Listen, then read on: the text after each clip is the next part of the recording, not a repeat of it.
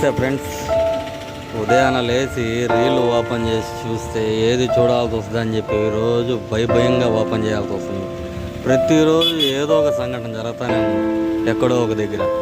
అలాగే నిన్న ఉత్తరప్రదేశ్లోని 11 సంవత్సరాల పిల్లోడు 6వ తరగతి చదువుతున్నాడంట. ముసలి అమాంతం నదిలోకి లాక్కొని వెళ్ళిపోయి అసలు ఎలా నవ్వులు తినేస్తుందంటే వాడిని మీరు చూసే ఉంటారు రీల్ ఉదయాన.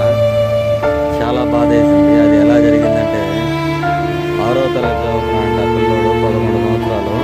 తల్లిదండ్రులు ఇద్దరు చనిపోయారంట అతను చిన్నప్పుడే. వాళ్ళ పెదనాయన బాబాయిల దగ్గర పెరిగాడంట.